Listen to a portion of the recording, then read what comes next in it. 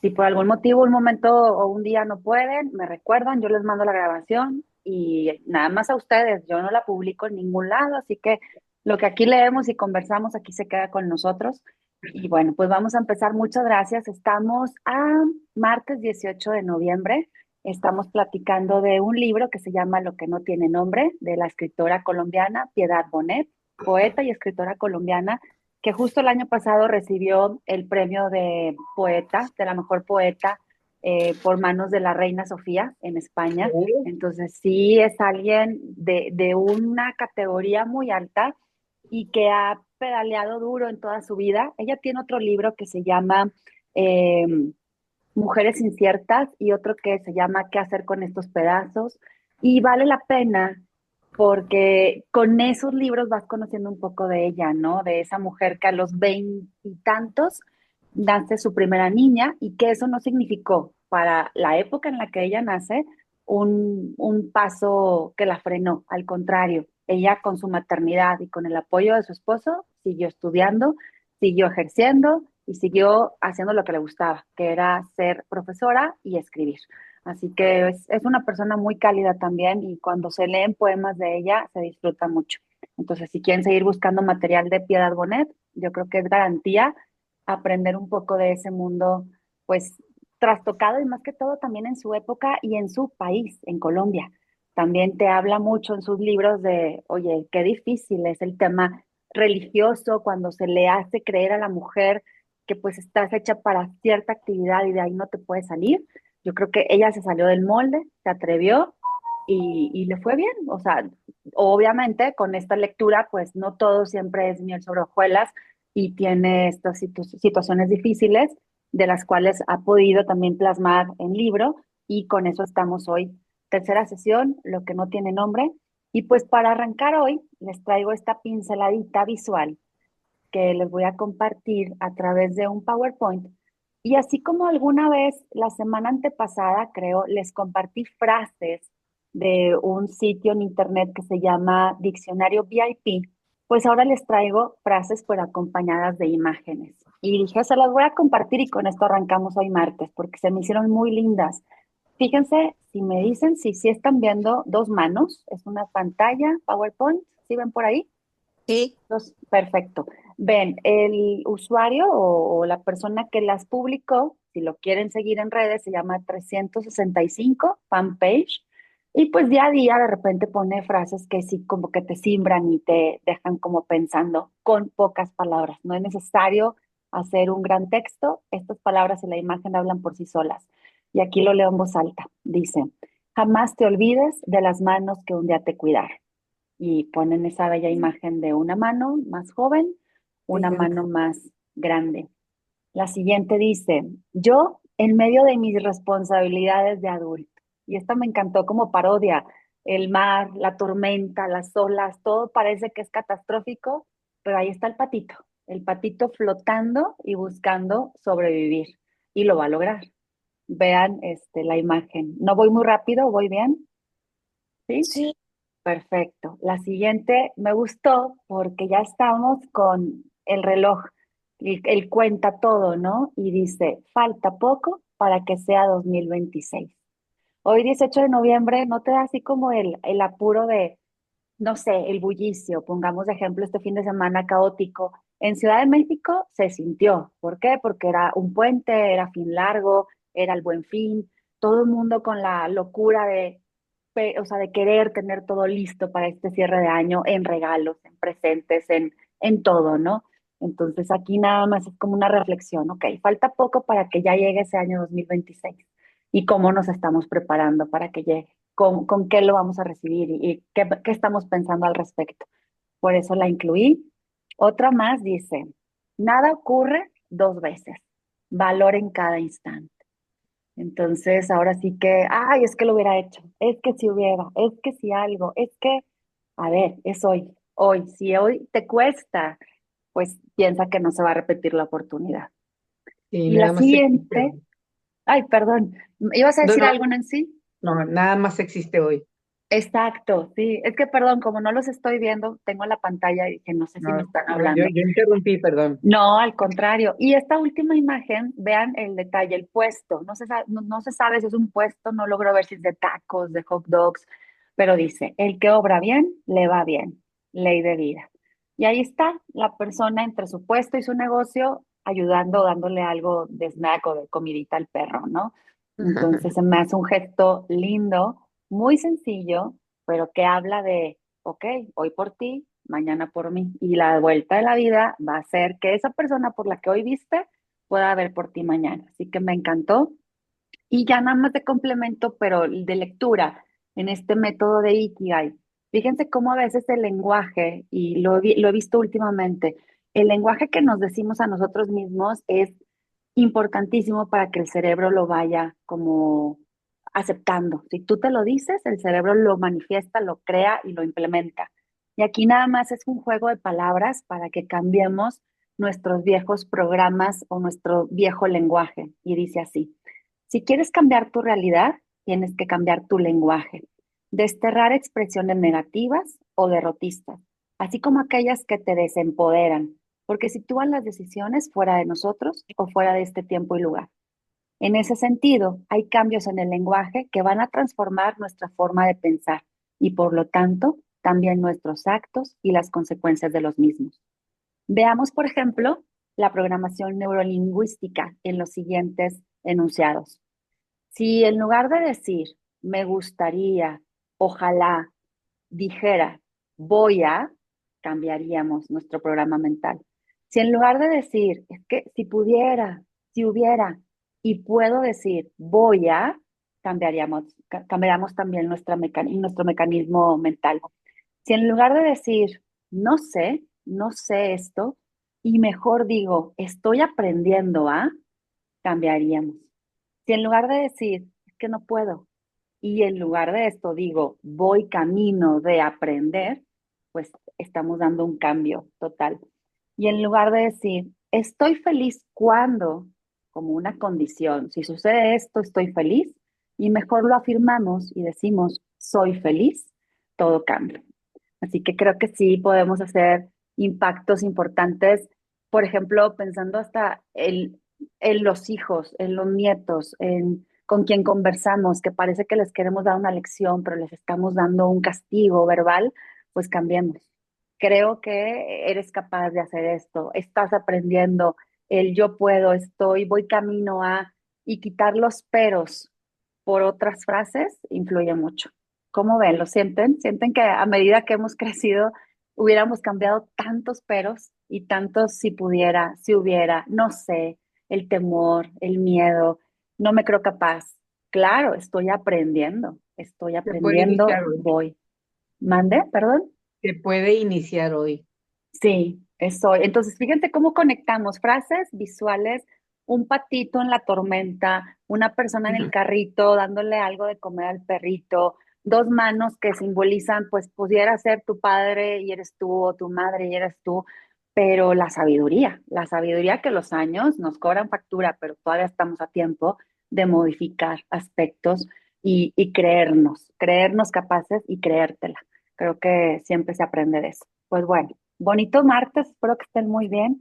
¿Les gusta si seguimos con lecturas Claro. de Sí, lo que no claro. tiene nombre? Ya Claro. después de mi llanto y de mi lágrima y de todo el miércoles pasado, que me quedé así como, ya, como un respiro total, dije, ahora sí, vámonos sin llanto, obviamente es triste. El capítulo en el que nos quedamos, recuerdan, está dividido en cuatro secciones. El primero es lo irreparable. Daniel ya está muerto, ya no hay forma de hacer nada, simplemente honrarlo, hablar de él, hacer una ceremonia, recibir sus cenizas y pues afrontar sin tabús lo que ellos como familia saben. Hay que decir las cosas como son. Daniel se quitó la vida, Daniel se suicidó. No hay otra forma de decirlo y pues siempre va a quedar ahí el bullicio del que no se atreve a tocar el tema, el que no sabe cómo llegar con la familia afectada, el que te digo lo siento, pero a la vez me voy porque me da más pena, no sé cómo tratarte a partir de ahora con esta lamentable pues situación que estás viviendo. Y así como hubo textos y gente que se acerca como aquel albañil que le dice, vea cómo me puse cuando me enteré de la noticia de su hijo y me puse con la piel chinita. Ese acto para ella, para Piedad, fue el más natural y el más sincero de todos los que ella recibió por correo o por llamada o en persona. Aquel que no se frustró y que simplemente le hizo sentir con la pureza tal cual, vea cómo me puse, con la piel de chinita. Y así continuaron muchos prejuicios o muchos comentarios diciéndole a ella, por ejemplo, y con esto cierro ese capítulo número 1. La gente le decía a Piedad Bonet, pero es que cómo, Daniel se veía tan normal.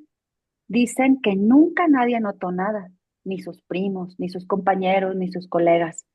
Yo conozco un caso similar, decía otro familiar, y yo otro. Pero además, la enfermedad mental es una condena que aísla, que convierte al que la padece en alguien ajeno a los demás. Quizá fuera mejor así. Eran diálogos que las personas alrededor de Piedad le decían. Genuinamente conmovidos, todos tienen, sin embargo, un pequeño temblor ahí adentro, el estremecimiento agradecido de que somos sobrevivientes. Y así terminó ese capítulo. Como ella una vez también en la lectura anterior dije, ella terminó diciendo, pero estamos vivos. Estamos reunidos recibiendo comida de, como un gesto de apoyo moral y para que no estemos preocupados por cómo nos estamos alimentando en esta tragedia. Y ella cierra con frases muy pequeñitas, estamos vivos. Y esta otra, somos sobrevivientes. Entonces, así terminamos ese capítulo 1. Y ahora Piedad se enfoca al capítulo 2 que dice un precario equilibrio. Y en este va a abordar un poco esa imagen que ella o los recuerdos que ella tiene como mamá. Oye, si yo recuerdo al Daniel artista, al que le gustaba pintar, al que yo le acompañaba para escoger su pantalón, su sudadera, el que me decía que quiere estudiar tal cosa, el que me hablaba de sus novias, el que era muy perfeccionista. Esas como características o no sé si talentos, pero a la vez atenuándose, como ella diciendo, ahora comprendo y empiezan a caer como la información en gotas de sus primeras terapias con psicólogo, en donde ya llegaron a un psiquiatra, cómo iba escalando, en cómo surgió un acné. Fíjense lo que ocurrió en cuanto a medicina y en cuanto a cutis. Dice que repentinamente Daniel se llenó de un acné de esos que son de pus, de algo muy llamativo, sin tener a alguien en su familia como antecedentes de acné, se llenó. Eso lo deprime, eso lo lleva a tomar medicamentos muy, muy fuertes, que ahí vamos a llegar a cierta parte de la historia donde dice, no voy a saber si estos medicamentos, dentro de sus, de lo que se contrapone, pudo haber desencadenado situaciones biológicas en el cuerpo de Daniel para hacerlo más depresivo de lo que él ya tendía a ser. Entonces, imaginemos esto también como en cuanto a medicina, en cuanto a en manos de quién ponemos la salud mental de nuestros familiares. Nos vamos con el primer psicólogo que encontramos, le creemos todo al primer psicólogo que nos dice, está perfecto tu hijo, o vas a seguir pidiendo más asesorías y más segundas opiniones. Entonces, aquí dice, y ella comienza así.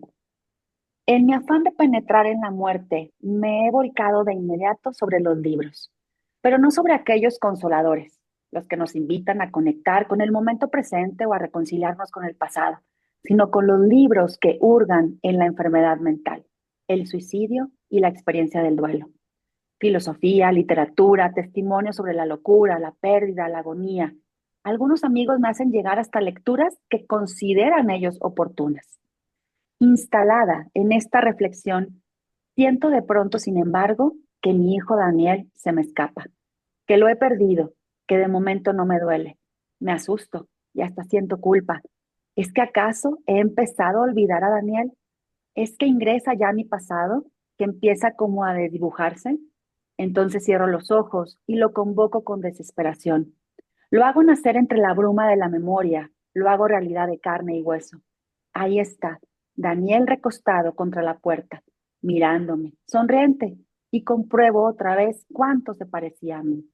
Y toco su mejilla con el dorso de mi mano, y le acaricio el pelo, le agarro la mano, sintiendo su calor.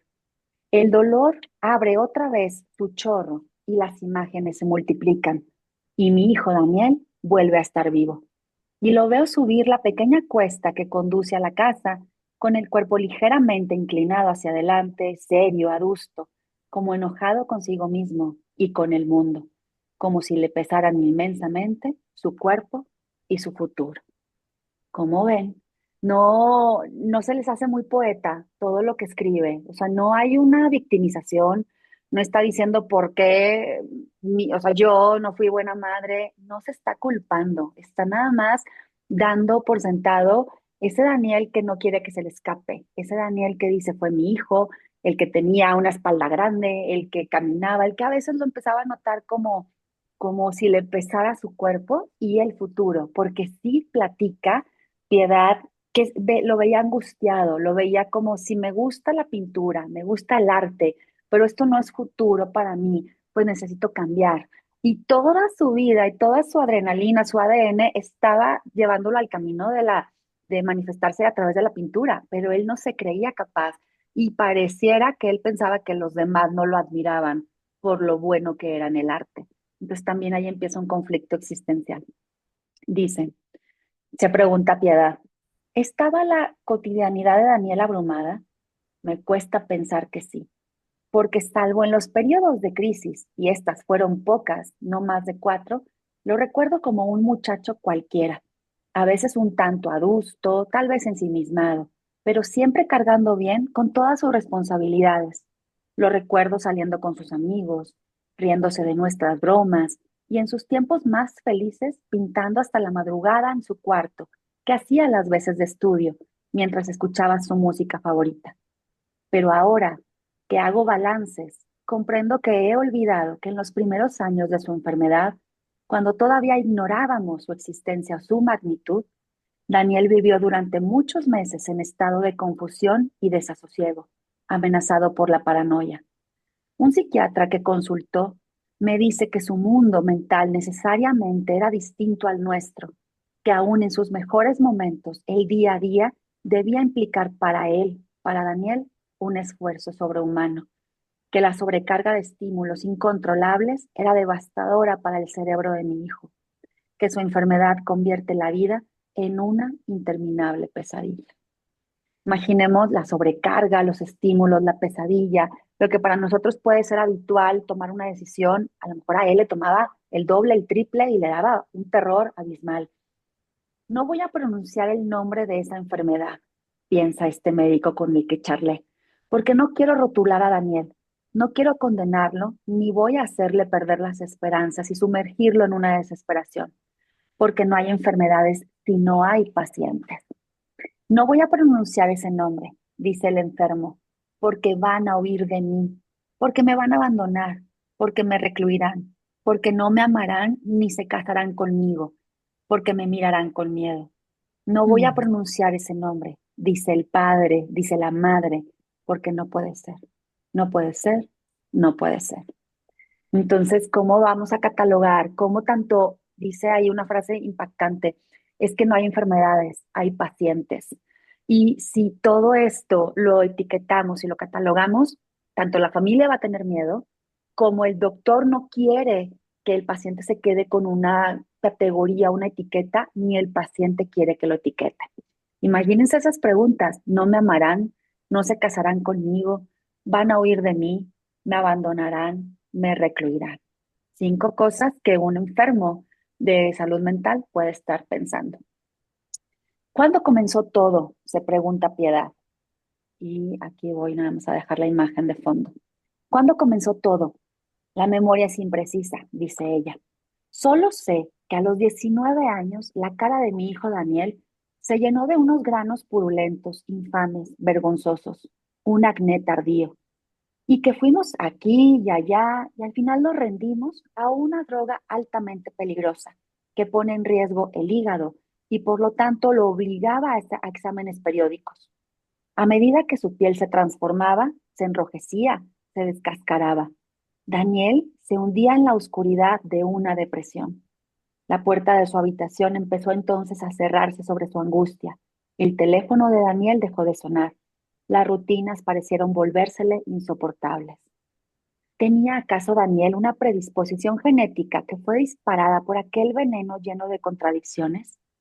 Debieron hacer una investigación más cuidadosa de la psiquis antes de formular ese medicamento para mi hijo. Un rastreo intuitivo me llevó a leer en internet años después lo que sobre aquella medicación para el acné ya se sabía en el año 2001, pero que nadie tuvo la precaución de decirnos a mi esposo y a mí, que se ha comunicado de ese medicamento casos de depresión, síntomas psicóticos y rara vez intentos de suicidio. No ¿Qué tal? inventes. En el 2001 ya había diagnósticos de ese medicamento y pues Daniel fallece en el 2011. Entonces, si alguien le hubiera advertido, esto puede tener efectos secundarios, llámese uno, 2 y 3, pues tal vez ellos también hubieran frenado sin saber que iba a detonar algo en Daniel. Entonces, sí, está fuerte. Daniel me confesó alguna vez, dice Piedad, pocos meses antes de su muerte, en un segundo de sinceridad que tuvo conmigo, que cuando estaba encerrado en su cuarto, Daniel veía pasar gente a su alrededor, pero que su médico le había enseñado a focalizar a esas personas. También sé ahora por sus terapeutas de los últimos tiempos que Daniel sentía permanentemente que el mundo le enviaba sutiles mensajes que él debía descifrar, pero que él también sabía desterrar esos espectros de su mente gracias a un esfuerzo continuado de su voluntad.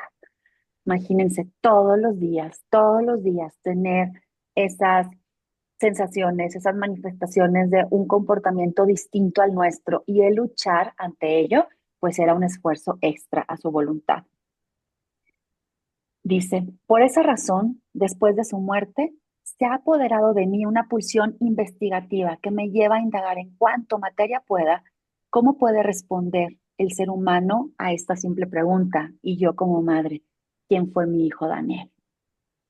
Reviso mis pequeñas certezas. Sé que Daniel era hipersensible, de un perfeccionismo llevado al extremo. Sé que lo conducía a hacerse a sí mismo las mayores exigencias.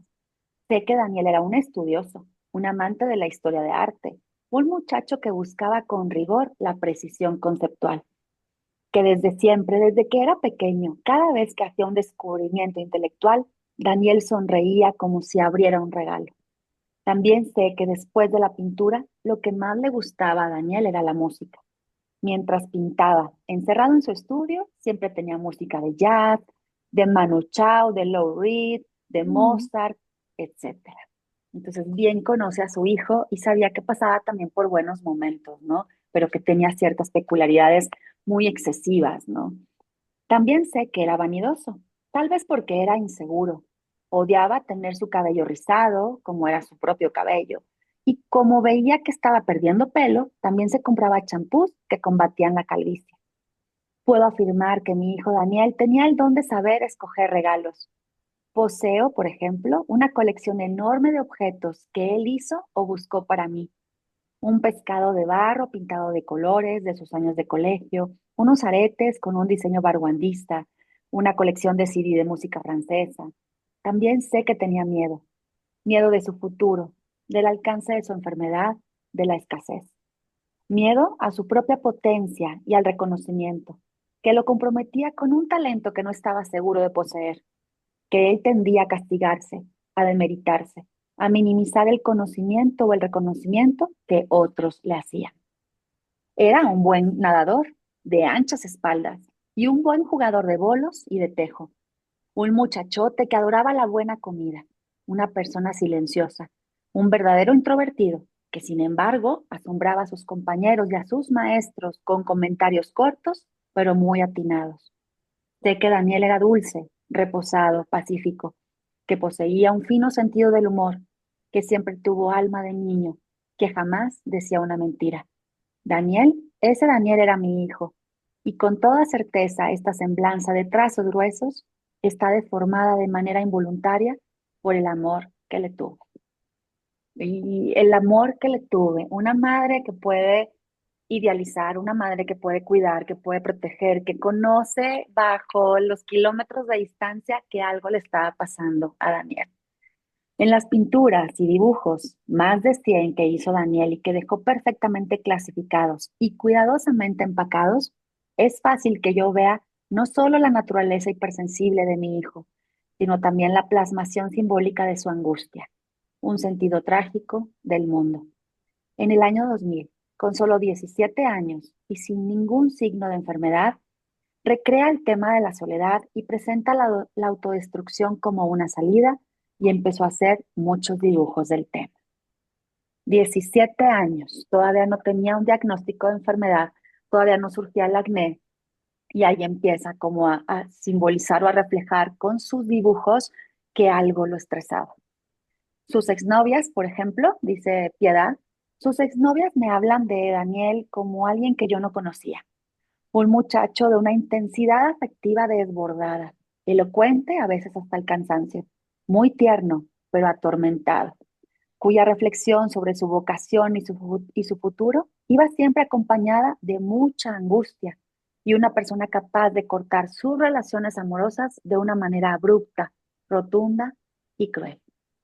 Entonces, el choque entre lo racional, lo emocional, los conflictos, como las terceras personas que se vinculan amorosamente con Daniel, pues también lo ven como una persona que se agobiaba, ¿no? Pero si quería cortar de tajo, lo hacía de una manera rápida, contundente y cruel.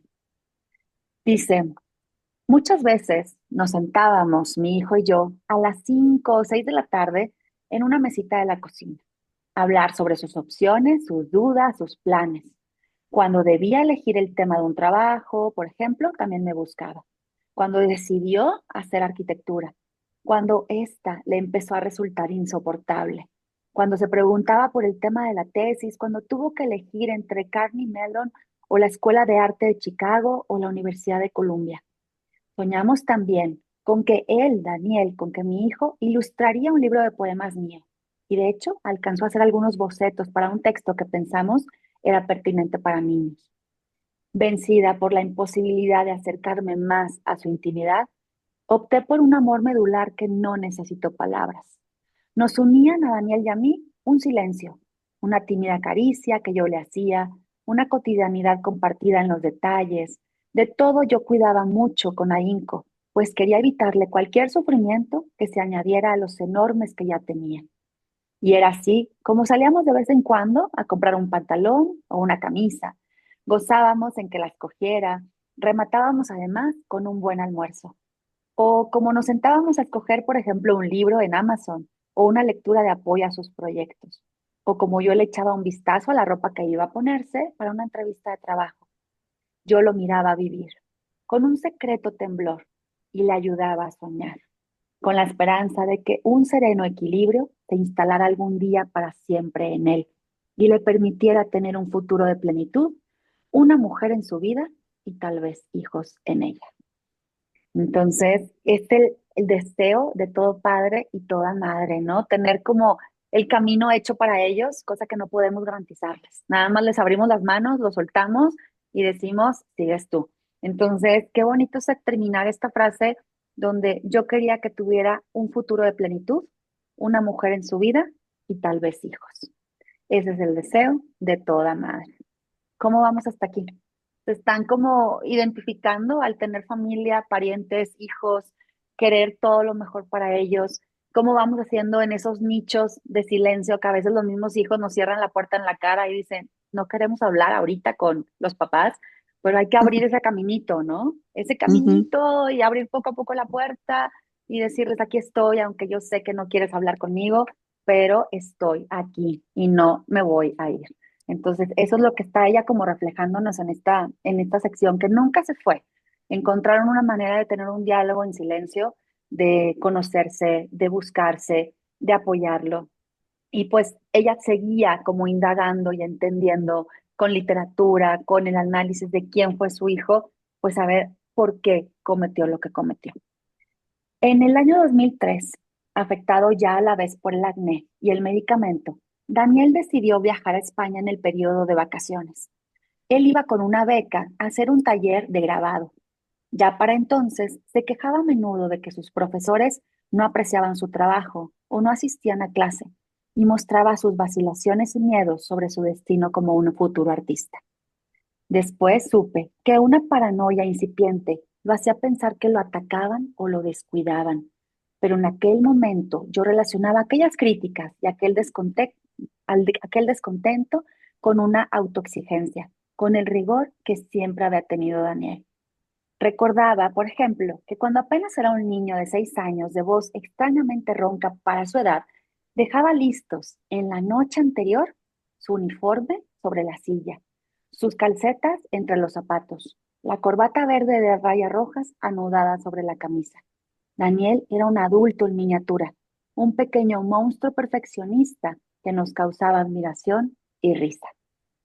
Ya en el aeropuerto rumbo a España, al despedirlo, me conmoví de nuevo al ver su cara desfigurada por innumerables y repugnantes granos blancos, pero me consolé pensando que aquel viaje lo liberaría de las miradas espantadas de sus compañeros.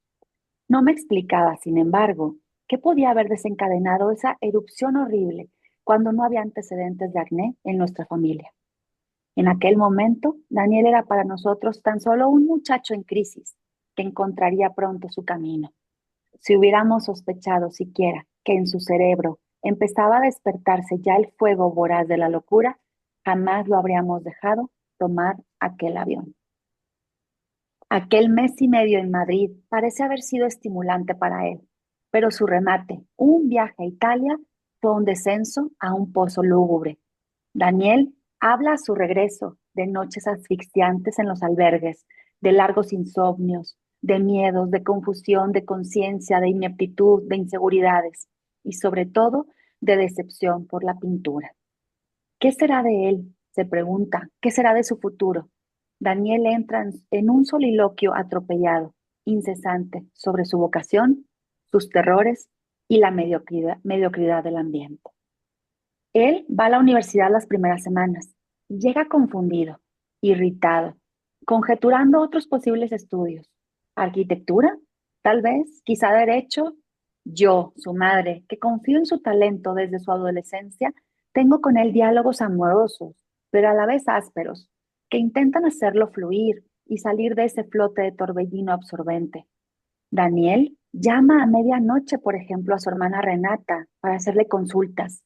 Despierta a su papá a las 4 de la mañana y en la cocina tienen una charla que agoniza desoladamente y sin resultados. Su psicóloga no parece notar nada grave, ni siquiera cuando él decide abandonar la universidad.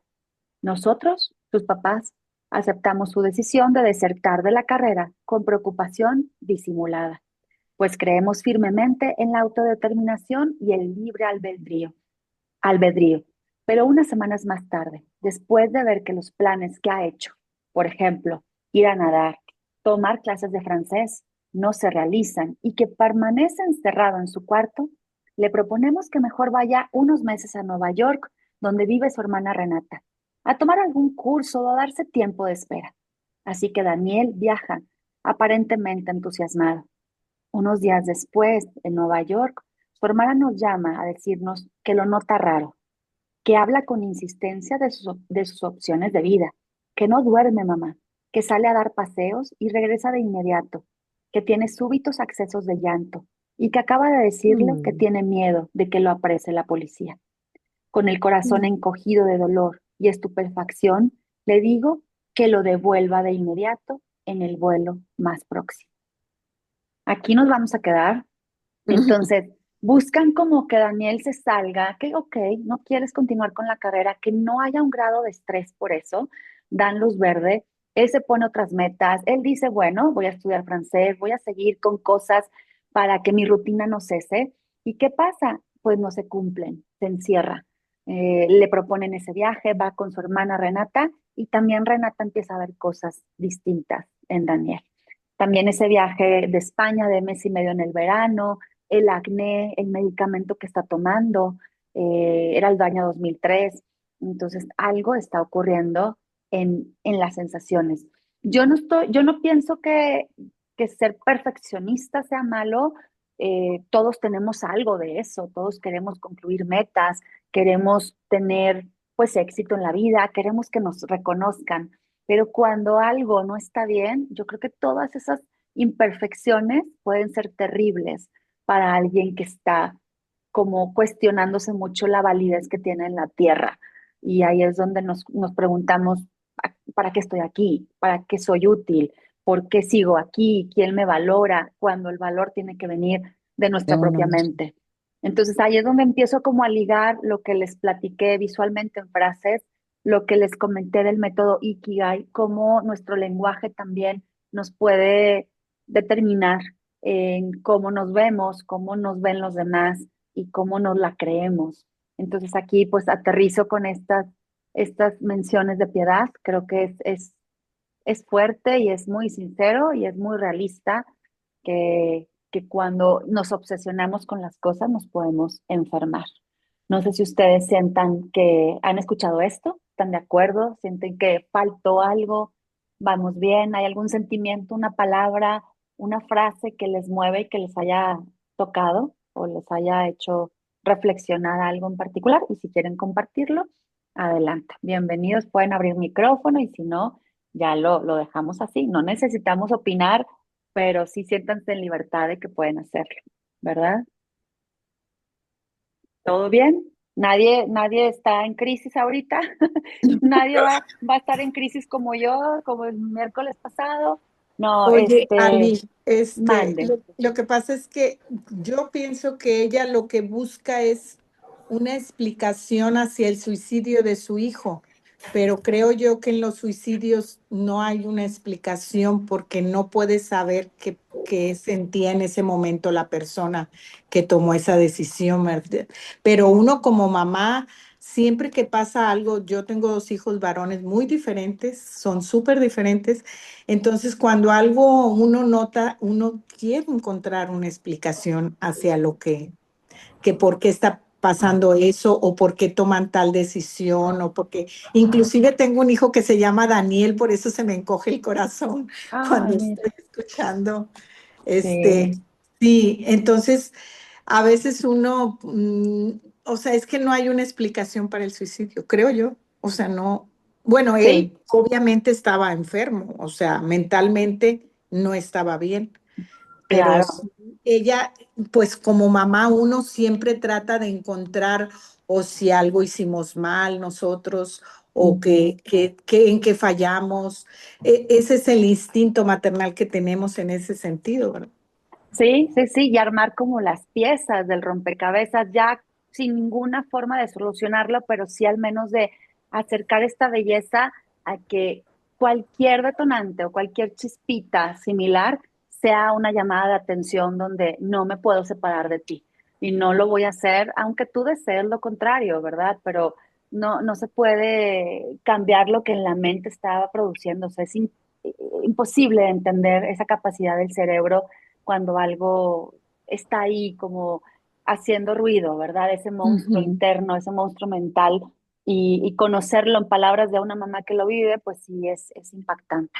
Entonces, pues sí, comprendo y me siento muy sensible cuando leo este libro, pero también como la puerta abierta para que con esta destreza creativa literaria, pues le dé nombre, por eso dice, lo que no tiene nombre, o sea, que le ponga nombre, que le ponga palabras a lo que sentimos. A veces no necesitamos llegar hasta el tema final, que es un suicidio, pero sí reconocer, oye, hoy no me siento bien.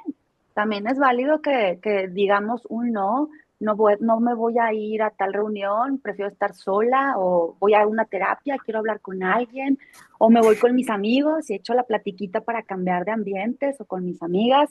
Creo que se vale y hoy es un tema de todos los días, ¿no? La salud mental, la salud emocional, tanto que lo meten en las escuelas. Ya no puede haber una escuela que no tenga un psicólogo de por medio y que esté viendo a los niños periódicamente o que haya una clase de emociones para saber detectar cuando hay algo, una llamada de atención, un foco rojo, ¿no? Entonces, qué esperanzas que nosotros tuviéramos en mis tiempos, ¿no? O sea, sí existía la psicóloga, pero que la psicóloga te dijera buenos días ya era mucho pedir.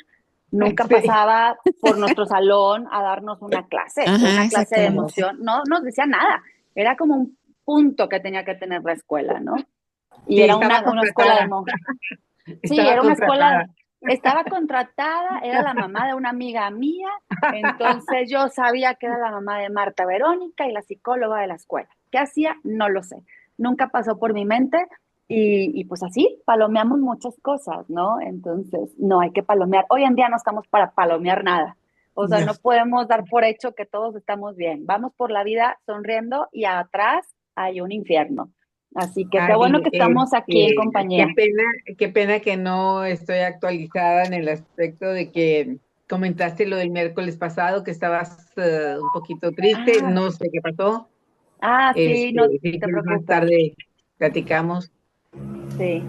Oye, es que en la grabación, ya al final, pues hago el comentario de algo. Digo, ni siquiera lo quiero mencionar porque me vuelvo a poner a chillar. Pero en la grabación, si tú quieres ver la de la sesión 2, yo les externo una situación muy similar que gracias a Dios no llegó a alguna situación triste, pero pues sí, cada familia es un mundo. Entonces sí fue así como, y me puse a llorar y yo ahí andaba chillando yo al final. Pero ya, hoy no, es otro día. Ya sé.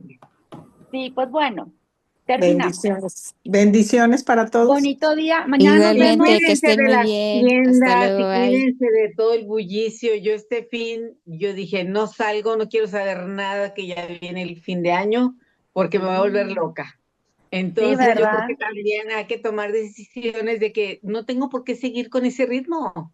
Sí, claro. Hacer Válido. cartitas. Yo les digo a mis hijos, hagamos cartitas, regalemos amor, regalemos un detallito.